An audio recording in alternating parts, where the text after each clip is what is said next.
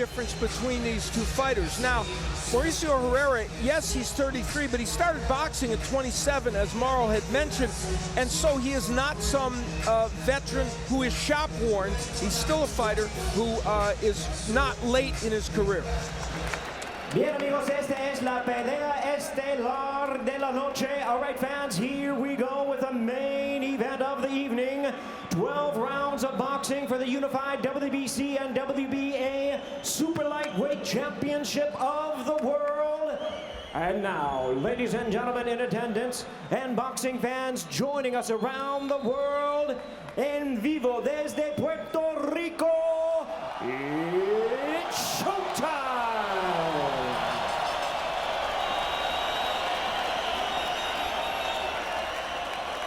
Introducing to you first, the challenger on my left, fighting out of the red corner. Wearing red trunks with white trim, he weighed in at 130. Presentando al retador en la esquina azul, con un peso de 139 libras y un cuarto.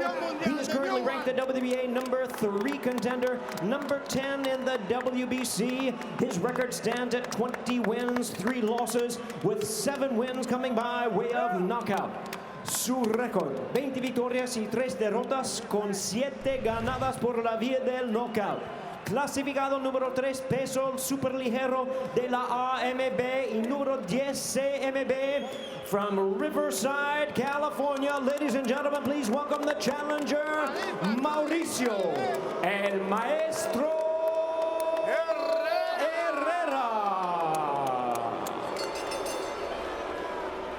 And his opponent across the ring, the defending champion, fighting under the blue corner, wearing red trunks with black trim. He weighed in at 139 3/4 pounds.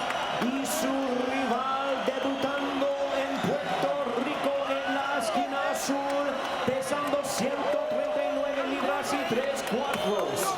From Philadelphia, Pennsylvania, el campeón mundial con sangre de Puerto Rico. His record stands at 27 wins, no losses, 16 wins coming by way of knockout, 27 victorias sin derrota con 16 ganadas por la vía del knockout. Tonight, making his 6th world title appearance, aquí está el campeón mundial en 2 categorías, introducing the undefeated and defending WBA and WBC Super Lightweight Champion of the world. Demos la bienvenida al invicto boricua, Danny Swift Garcia.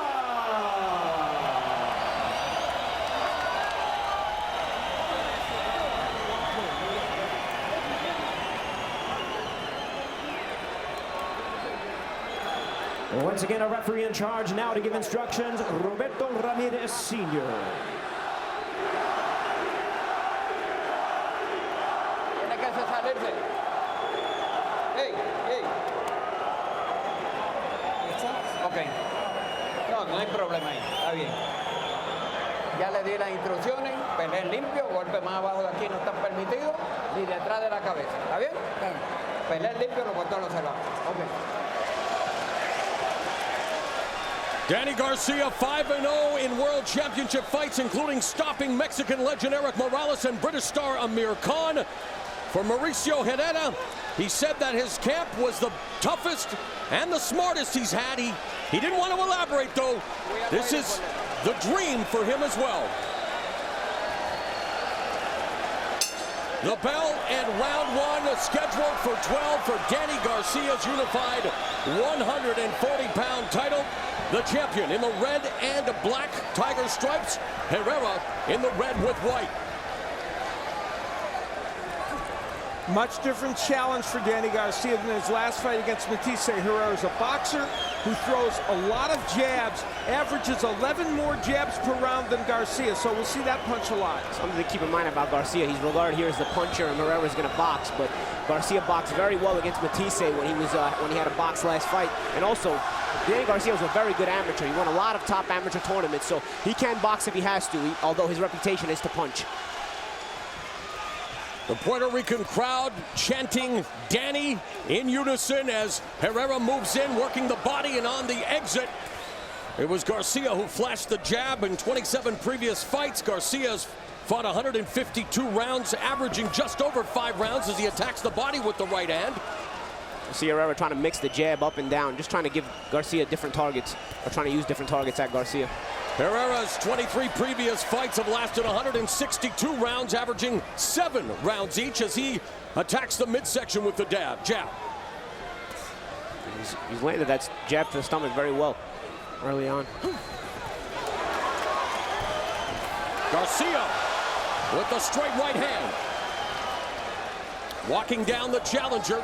It was an interesting question as to whether Herrera would get Garcia to come after him right away. He has, and Garcia told us, if I have to go after him, I will. And look at, he's landing big punches already early. Though, know this, Herrera's never been down in a fight and never really been hurt, and he was hit with big punches by Provodnikov and Alvarado, so he's a great chin. Yeah, Herrera has a pesky style. You know, he knows how to just hang in there and win rounds when needed. Garcia's never been down as a pro either, as they are at close quarters under a minute remaining in the opening round. Garcia feints the jab, goes downstairs with a right hand to the body. And that left hook you'll have to watch for Danny Garcia. He says it's from his mom's side. Everyone on her side of the family's left-handed.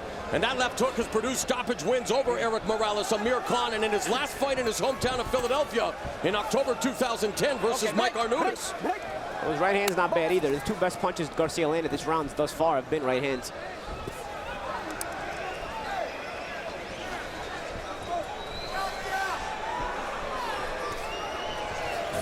So a bit of a getting-to-know-you round here in the first 3 minutes. Herrera again attacking the body with the jab.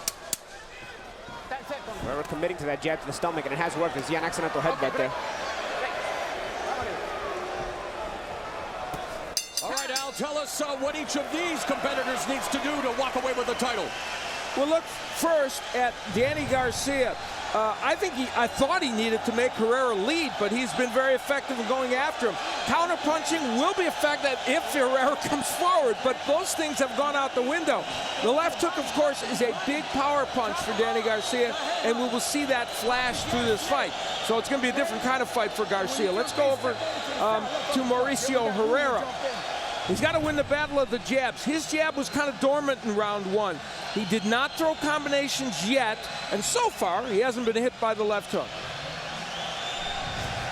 Toward the end of the last round, there would be a clash of heads, and it was kind of to the cheekbone of Garcia's where it ended up landing, but luckily, it doesn't look like there were any cuts that came from that. Now, I got to say, Herrera's jab was working to the stomach. He landed a couple of sharp jabs to the stomach, but he hasn't gotten it working to the head yet. Garcia has suffered numerous cuts in his previous fights, while Herrera's been cut just once in May of last year against Ji-Hoon Kim. As round 2 begins. Sorry, Mauro, but the left eye of Mauricio Herrera often swells. It swelled shut against Provodnikov and Alvarado, so that's something to look for if Garcia lands those right hands. See an example of the peskiness of Herrera there in the inside and the clinch. He's trying to move his hands and just land those little baby shots as Garcia tries to load up some left hooks here. And what those little shots will do, they'll keep Garcia busy, you know, and maybe it'll prevent him from setting up the big bomb, which is what Herrera doesn't want to let Garcia do. Herrera continues to target the body with the jab. So Garcia's fight is all about positioning. He wants to keep himself in punch position at all times, well balanced. Lands a partial left hook there.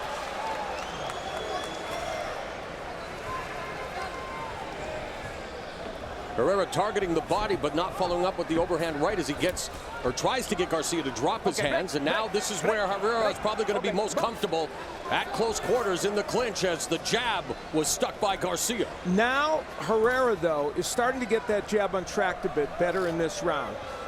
And he's giving Danny Garcia enough movement and enough angles to make it a little hard for Danny to land his power punches. Lead overhand right by Herrera connected, midway point of round number 2.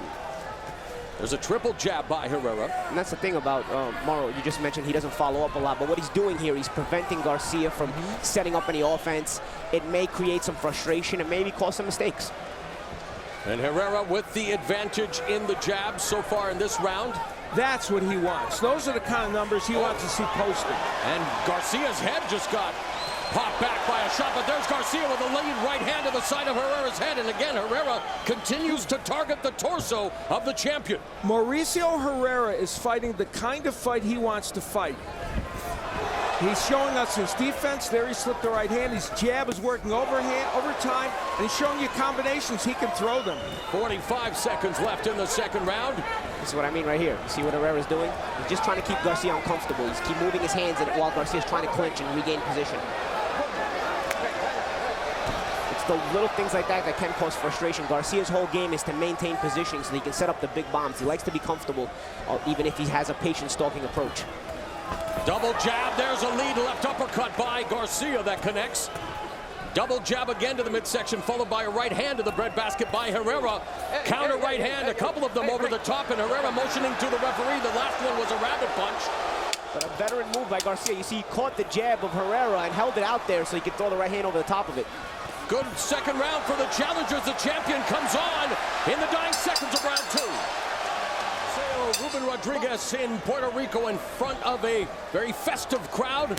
Been making noise all night long leading up to this main event as again they clinch right away. Herrera coming in close and again with the jab to the sternum. You know, Herrera landed a nice right hand a moment ago. I want to point out this is the second longest layoff of Garcia's career, 182 days, almost 6 months. So, you know, you got to look at this and say, could that have any impact on him in terms of ring rust? He told us in the fighter meeting he wants one more fight at 140 before moving up to 147, where, of course, the big prize is landing a shot with pound-for-pound monarch Floyd Mayweather. Mayweather, of course, getting ready to face Marcos Maidana on May 3rd in Las Vegas as Garcia now goes to the body.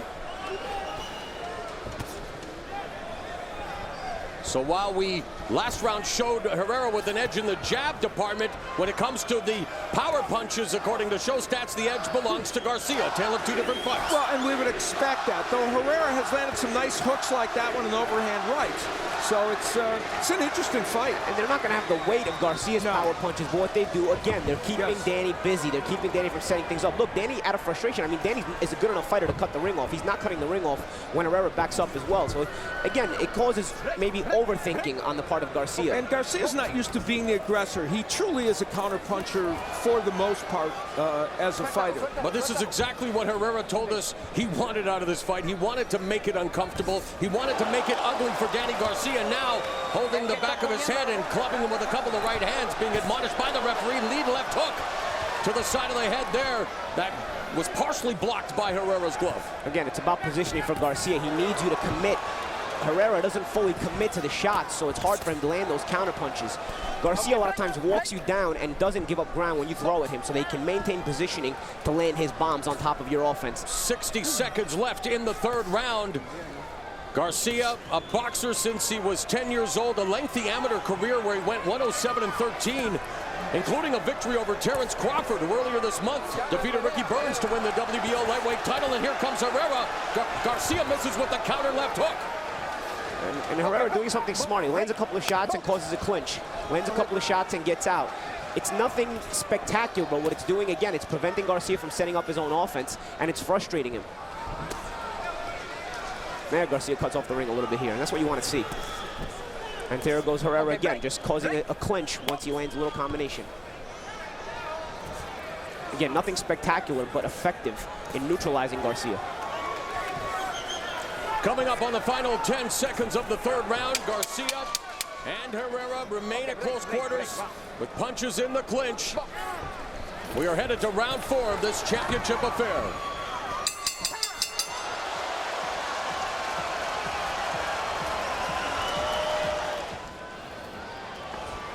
We've completed the first quarter of this fight, scheduled for 12 for Danny Garcia's unified 140-pound crown.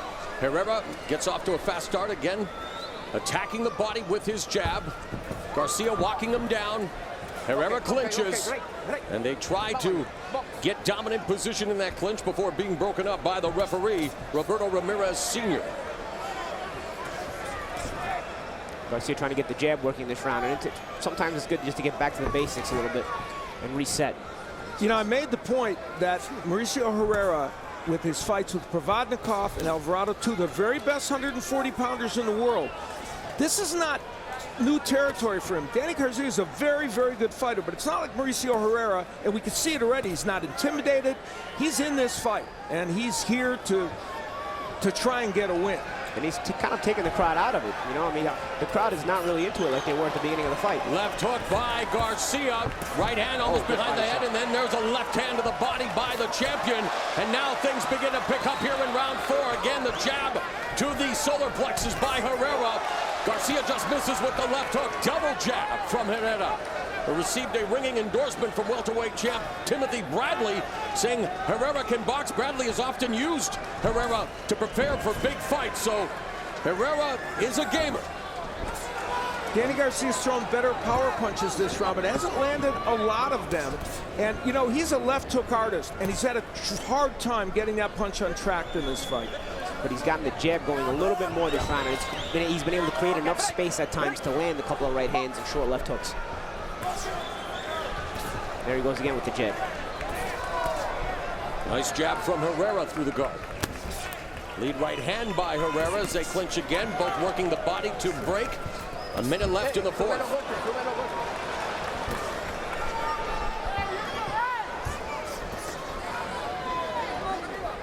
Garcia along the ropes. Again, Herrera just firing off that jab twice, ducking underneath the left hook of Garcia. It's Herrera cutting the ring off there as Garcia tried to escape. Although he lets him off now. I think Garcia's smart trying to set up the jab. As there is kind of threw a light jab, drew out a jab from Herrera and tried to counter over the top of that. Sometimes you can start setting traps with your own jab. And Herrera has made Garcia come to him, and no way Danny Garcia is going to be a counterpuncher when he's doing that. 10 seconds left in the 4th round. Danny Garcia defending his unified 140-pound crown against the gritty Mauricio Herrera. Up to the fight. Angel Garcia has been rather mellow, and there's a sense of urgency as Herrera starts with a very crisp jab, and Garcia looks to work the body. And we mentioned Garcia's lengthy amateur career earlier. For Herrera, he went 31-2 as an amateur, and he feels that his lack of amateur background helps him because he's off rhythm and doesn't fall into predictable patterns. You know, Herrera only has 7 KOs, obviously, in all his fights. And he jokingly said, they call me the pillow puncher, pillow hands. But you know what? Forget all that. The fact of the matter is, this guy throws a lot of punches. He's accurate with his punches. And as I said, he's fought on this high level. So he's a handful in there, and he's showing he's a handful. He wants to continue to frustrate Danny Garcia. And when a grown man hits you, believe me, it's never pillows, guys. I mean, absolutely. The difference, punchers are concussive punchers, but every punch actually hurts. Well put. Oh, and there was a stiff right hand from Herrera. They kind of both landed shots there. And that's where Garcia is a counterpuncher. He's different. He's a different kind of counterpuncher than most people. He'll never take that half step back. He'll kind of walk you down, hold his ground, and counterpunch you from there. Where Herrera's made him pay for that is that he's kind of landed his shots and then smothered him. So Garcia, in order to be a counterpuncher in this fight, needs to give ground at times. And he's kind of trying to give ground, but doesn't really know how to find that distance to counterpunch. Herrera doing a good job momentarily cutting off the ring before Garcia able to circle away, eats another jab, however.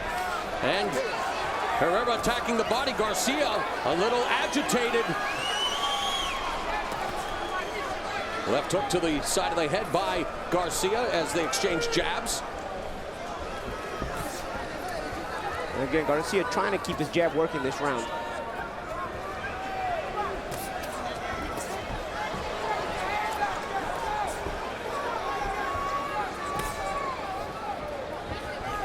And Herrera has been walking Garcia down the whole time, but this might be by design by Garcia, although Herrera could have cut the ring off there. I agree. He's been wanting to make Herrera come to him so he could counterpunch. Yeah. Maybe a different approach there. Yet another very close and competitive round, and you're going to start having to ask yourself, how are the judges seeing these rounds? Many of them are close here. Yep. Although you could feel the urgency on Angel Garcia's part, so he's not sure his son is winning them all, certainly. Again, Herrera leads with the jab. His calling card. Crowd trying to rally Danny Garcia. There's a three-punch combination by the champion. Misses with the left hook as again Herrera able to smother the champion's offense. But right before that, again, it was an example of Garcia's approach working, where he doesn't give ground. He counters you right from there. When Herrera doesn't smother correctly, Garcia's able to land those counters. 4 jabs in a row, 2 to the body by Herrera. And they're pesky. They're keeping Garcia busy. They're frustrating him. Hands to Mauricio Herrera as round 6 is underway. Opens for him.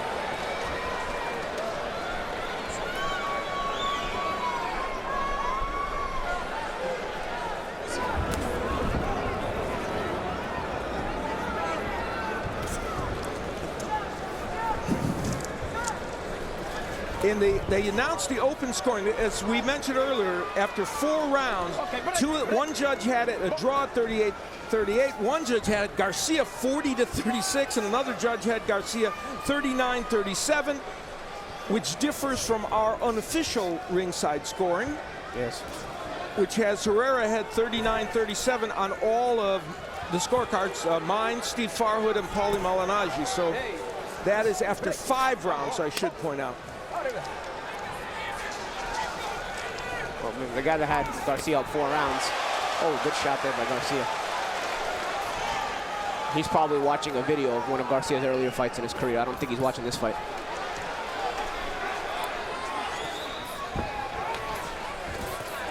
Herrera known for his defense and doing a good job of rolling with the punches, and just as Paulie mentioned earlier, smothering Garcia's defense. Has Garcia along the ropes again. Crowding him, working the body with the right hand at close quarters.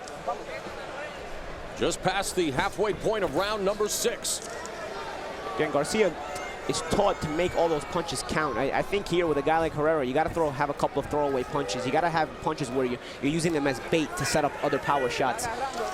Danny Garcia's style is a bit different. He steps hard into every punch, and it's hard to catch a guy like Herrera cleanly when you're throwing everything hard. Good 1-2 combination by Herrera. Nice left hook countered the body by Garcia. Maybe his best punch of the fight. I should correct myself. It was our score after 4 rounds was 39, not 5 rounds, was 39-37 on behalf of Herrera. I had it 39-38 after 4 because I scored the 4th round 10-10. Okay, all righty. Other than that, we got this cleared up. God, I like that open scoring. 40 seconds left in the 6th round. Garcia coming forward. There's the jab, double jab from Herrera, keeping Garcia at the end of that jab. Herrera's been walking down Garcia for a good chunk of the fight now. There's a counter right hand by Herrera over the top. Garcia's done some good counter punching in this round. So the question will be whether the judges are liking that or Herrera's aggressiveness. Well, Herrera definitely initiating most of the offense with the jab. There's Garcia looking for that left uppercut. He flashes the jab, walking down Herrera now, but there's the jab popped off by the challengers. We head to the 2nd half of this title fight. And smothered right after. Kind of have to hold his ground. Against the guy who's pesky and looks to smother you, you just end up getting smothered. Garcia's father and trainer Angel saying, you better wake up as we begin the 2nd half of this championship fight. Garcia's been on quite the roll, having fought Kerner, former champions at 6 of his last 7 fights, an interim champ in the other. All victories as Herrera continues to pop Garcia's head back with a jab. Garcia countering with a left hook to the body. And Herrera even landed a good right hand early on in the round. And he's making the fight. He's following Garcia around. And look at this. Even roughing him up a little bit. The only thing Herrera could probably do better here is cut the ring off a little better. Because when he's got Garcia in retreat, he's following him instead of cutting the ring down. There Herrera making the necessary footwork as Garcia pivots to the center of the ring. And Garcia now looking to target the head. There's a jab by Garcia. Garcia wants to get going. He wants to get that jab going. You kind of can throw off the other guy. When you can jab with a jabber, you don't hook with a hooker. In this case, Garcia's the hooker, but he can jab with the jabber. Garcia misses with that left hook. Jab tags the chin of Garcia. So the jab has proven to be very effective for the challenger Mauricio Herrera thus far in the 1st half of this fight, and continuing to be so in the beginning of the 2nd 6 rounds. We are scheduled for 12 for Garcia's unified 140-pound championship. Mauro Ranallo, along with Hall of Famer Al Bernstein and Paulie Malignaggi, who will challenge Sean Porter for his welterweight title coming up on April 19th. And if you look at the face of Mauricio Herrera, maybe a smidge of a mark underneath those ties. When he fought Provodnikov and Alvarado, by now in that fight, his left eye was really swollen. So he's gotten through this relatively unscathed while fighting well. And again, right there, he smothered Garcia. Garcia was looking to hold his ground and counter, but by the time he got his punches off, Herrera was already in his chest, smothering the counter. Final minute of the 7th round. The jab from Herrera. The right hand does not connect. Now attacking the breadbasket again. There's a jab from Garcia. But Herrera doing a really nice job of continuing to stick that jab and frustrate the champion. And you know, this is a pretty close round. There's a couple of left hooks. Punches are not that different, but it's just that Herrera has thrown more and has been the aggressor. Yeah, he's been the aggressor. You know, Garcia will be, nice move there by Garcia, but Garcia will be well served to start feinting a little bit too. There's a good shot. Now the crowd beginning to cheer on Danny Garcia, maybe seeing some life in the champion here in the final seconds of round 7. Herrera staying composed, continuing his modus operandi of using that jab to the body. So we head towards the finish line of round number 7. It's been a very tough fight thus far for the champion, Danny Garcia. See Angel Garcia telling Danny to slip over to the left. That is a design move by a lot of Puerto Rican fighters or fighters that are taught in the Puerto Rican style of fighting, is to set up and cock that left hook so that you get a lot of momentum and weight behind it. There's a left uppercut to the body by Garcia, the champion in the red and black, the challenger Mauricio Herrera in the red with white. Round 8 underway here in Puerto Rico. You know, one of the points about the scoring is how many of those jabs to the body that are landed by Herrera are being scored by the judges. He's thrown a lot of them and they've landed, you know, efficiently. It's not that they've been blocked, but how many of those? That's a punch that not off, you don't see all the time, and is it being scored? Right cross by Herrera. Paulie is the jab to the body, considered a scoring blow, right? Yeah, of course. Why wouldn't it be? I don't think it's a matter of the judges not scoring the punches. I think it's a matter of the fight's in Puerto Rico, and it's going to be hard for Herrera to get a decision. So we shouldn't question the judges. That's another question. I think it has anything to do with the jab being scored or not. It's supposed to. I mean, that's the point. And it's a punch you don't see all the time, and when it lands, people don't often, you know, they may not give it credit. Of course, we saw Marcos Maidana use that jab to the body to set up the left hook that knocked down Adrian Broder. Yeah. Again, going back to what Angel told Danny, slipped over to the left. The problem is here, it works on guys who throw conventional punches. Herrera throws in weird styles. He kind of jumps in with his right hand. So if you're going to slip to the left hand, by the time you throw the left hook, he's already smothering your hook. There's a left hand to the body by Garcia. The fans here in Puerto Rico becoming a little restless with what they're seeing from the champion, who's trying to get on track now against the very tricky challenger, Mauricio Herrera. There is a combination to the head. And there's credit to Garcia. He's taking what he's given, and that's a left hook to the body, maybe a left uppercut. It's hard to land the left hook on Herrera. He stays down too low. Coming up on the final 60 seconds of round 8.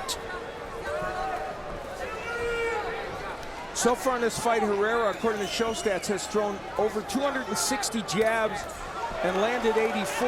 Danny Garcia's thrown a little under 200. And that's kind of what you'd expect, but Herrera's controlling this fight to some degree with that punch. Continues to walk down the champion. Garcia using his footwork, attacking the body with the left hand.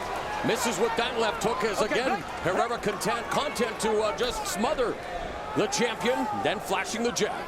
These are not easy rounds to score. They really aren't. You know, I think Herrera's doing some very, very good work here, but these are tough rounds to score. Danny taking those body shots when they're given to him. You know, I say Herrera's not cutting the ring off as he can step to his right a little better, but maybe he's doing that by design. He doesn't want to step towards the left hook of Garcia. Exactly. I agree. Garcia grew up watching Mexican legend Julio Cesar Chavez and his proficient body work. Didn't go to the body much in the first half of this fight, but here's a quick flurry as we go to round 9. Those instructions by Angel Garcia. If he can bend his knees a little bit more in the clinches, it'll allow him to work better and not be outworked in there. If you stand too straight up in those clinches, you're not going to have any leverage to be able to work. We're into round number 9. Herrera with a cut under his left eye, cut for the second time in his career. We talked about the fact his left eye was swollen shut against Ruslan Provodnikov and Mike Alvarado, and now Herrera walking down Garcia again, clinching him, and the right hand to the body, followed by a right hand to the side of Garcia's head. Even though Garcia has made Herrera kind of come to him in these last few rounds, and I think they've been very close rounds, he's not been able to counter quite as effectively as he would like.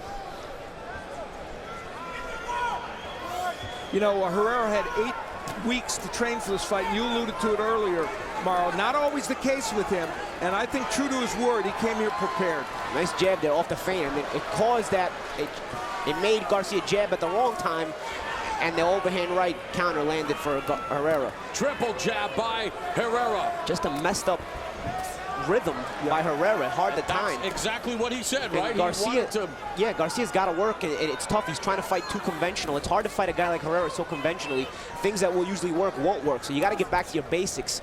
Garcia trying it at times with the jab, but he's looking for too many complicated things. He's got to simplify things a little bit. Uppercut by Herrera, known for throwing an incredible number of punches, but still operating as a boxing-oriented counterpuncher who's tougher to hit than typical volume guys, and that has been the case here as he continues to use that jab to keep Garcia at bay. Garcia sticks the jab, however. A short right uppercut inside by Herrera. About 20 seconds ago, you saw Garcia try to counter with that left hook. It's what his father tells him. Bend to your left, throw the hook when Herrera's throwing the right hand.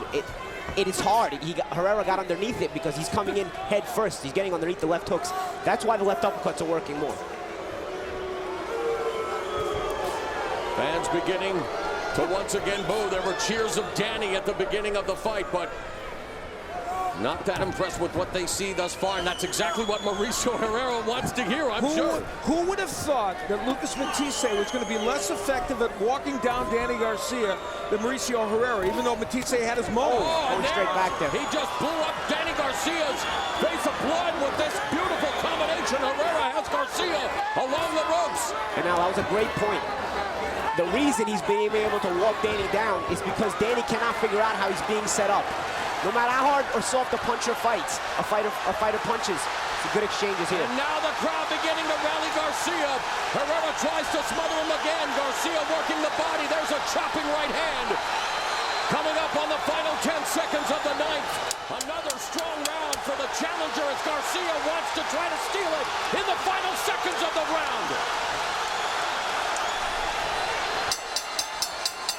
If you cannot figure out how you're being set up, you're going to go backwards. Mosdato's done a great job, but also Cutman.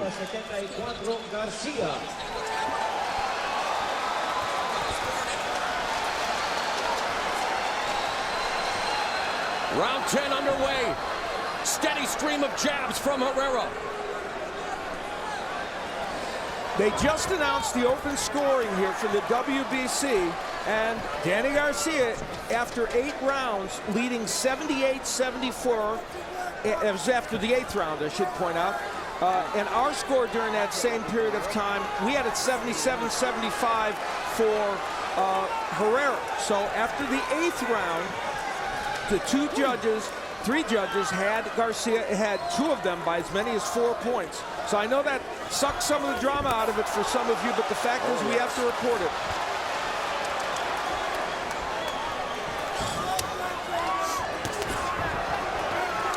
One minute gone in the 10th. One of the judges has it for Herrera, 77-75. Counter left hook by Herrera. I got this an ultra competitive fight here. It's a shame one of the judges is missing it. He's so close in the ring. Yeah. Well, what a shame. Of course, one of the judges with Herrera and 2 for Garcia at this juncture in the official score. There's a good combination by Garcia. The fans reacting favorably, but Herrera standing tall, delivers another jab. Garcia leading with the left hook, misses with the left hook upstairs. Herrera in the eye of the storm, staying very focused, utilizing that jab like he was offensive. And again, a grown man hitting another grown man, it still hurts. Garcia fighting with a fighting spirit here.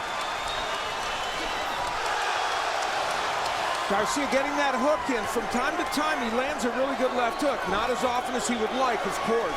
And Garcia gives ground. It's not because he's hurt. It's because he can't figure out how he's being set up. Automatically, a person will back up and try to reset, and he can't figure out how he's being set up. Lightning quick three-punch combination from Danny Garcia. The final 45 seconds of the 10th. Nails him with a right. And that's what you want to see, these combinations right here. And a counter left from Garcia. Herrera trying to batter the body. Garcia doubling over. I tell you, Herrera came very well prepared for that left hook of Danny Garcia. He gets underneath it almost every time. Misses that one as well.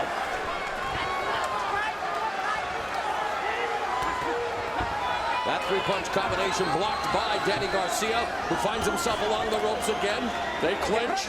15 seconds left in the 10th.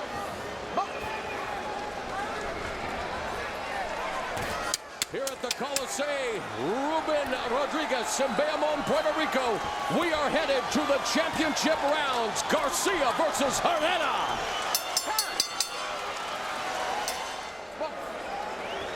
Round 11, the beginning of the championship rounds of what has been a competitive battle between Danny Garcia and Mauricio Herrera. And let me explain. I've messed this up before.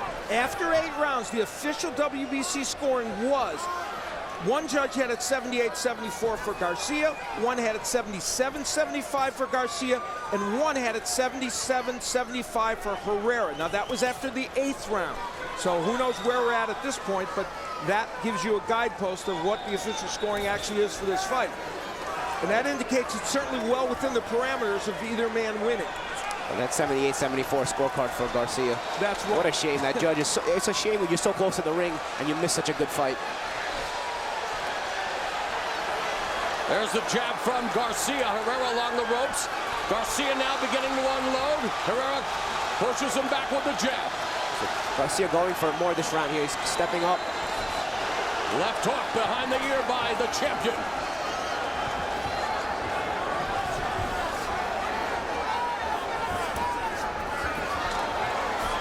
Again, pesky shots by Herrera. Just enough to keep Garcia off balance. Nothing that's going to really do a lot of damage, but still annoying. And enough to cause that bleeding from that nose.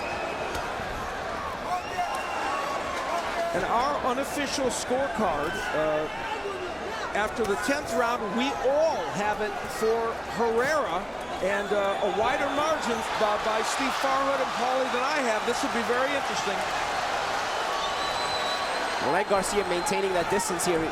First sign of a little bit of fatigue from Herrera. He stayed on the ropes a lot this round, and it's allowed Garcia to get some distance. A left hook, the right hand, and the crowd, of course, responding to everything Garcia throws. And in what was otherwise a good round for Herrera now, he may be giving it away to Danny Garcia in this final minute or so. There's a chopping right hand by Garcia, then backing away. Herrera now has Garcia along the ropes, and it's Garcia who smothers Herrera for a change. Oh, and Herrera with those left hands. And this crowd in Puerto Rico trying to will Danny Garcia onto another successful title defense. He's been in the trenches with Mauricio Herrera. Final 30 seconds of the penultimate round.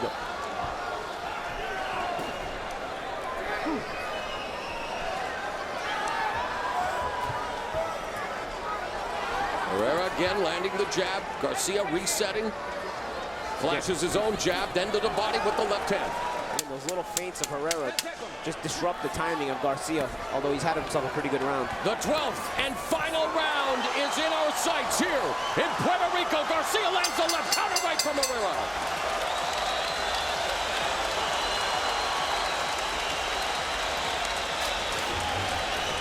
Danny Garcia, at the end of the round, early on in the round, did some good work as he put Herrera on the ropes. Now, Herrera had done some very good work himself early in the round, but toward the end of the round, Danny Garcia, with Herrera showing maybe a little sign of fatigue, backing up, he was able to get Herrera against the ropes and throw some good shots. But you see, even there, not everything landing. A lot of those blocked by Herrera. See Herrera even waving him in. Yep. Stay on that gas pedal. Stay on that gas pedal. Use the jet when we go against the rope. Take a deep breath. Take a deep breath. You know what I mean? Ladies and gentlemen, we're approaching the 12th and final round. Keep your hands up. Protect yourself. Protect yourself at all times.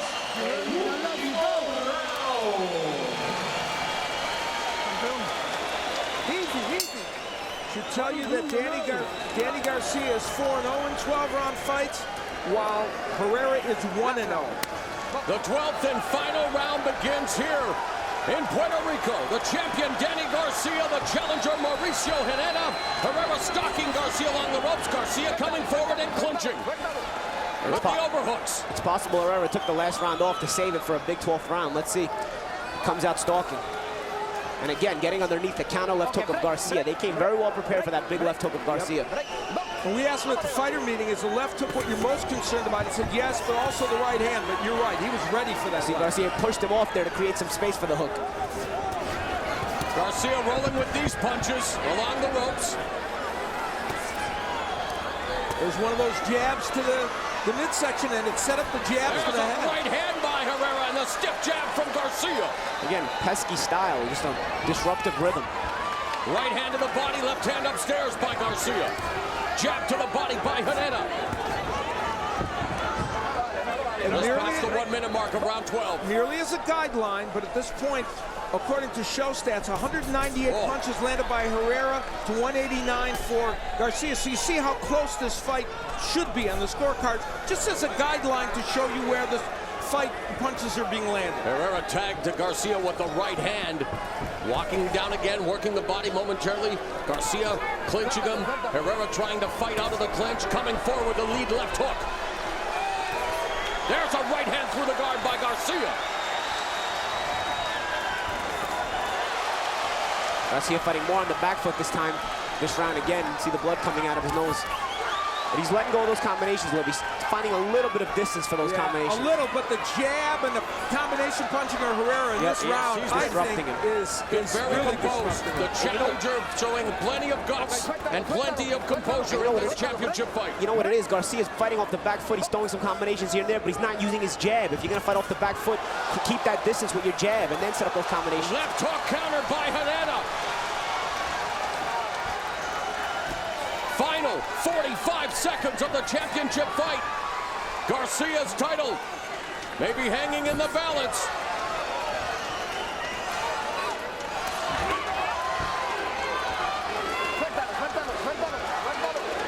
Get in here again. Garcia not bending his knees like his father said a couple of rounds ago. Final 30 seconds. Hook right. Straight right hand by Herrera. The crowd trying to rally behind Danny Garcia.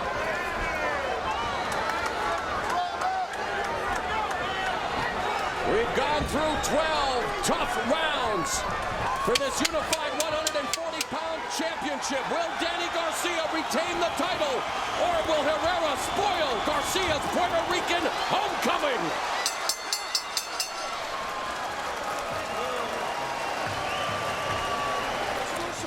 Herrera was hoping to be busier, but he landed at a slightly higher percentage. And again, those numbers show you their guideline. After 12 rounds of action, we have a majority decision. Here the score totals. Damas y caballeros, tras de 12 rounds, tenemos una decisión mayoritaria.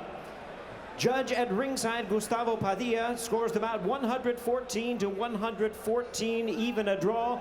114 a 114, un empate.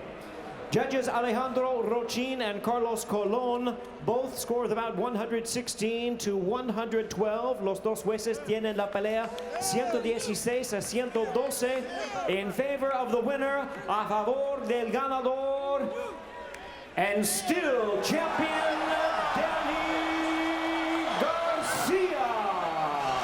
And by the hair of his chinny chin chin, Danny Garcia escapes Puerto Rico with his championships intact. A majority decision win, remaining undefeated as he beats Mauricio Herrera, but I don't know if beat was the right word. It was a close fight, guys. This evening, this was a very, very difficult fight for you. How would you assess your performance? And he just kept boring in and boring in. How difficult did that make it for you? So first of all, I want to thank God for giving me the strength.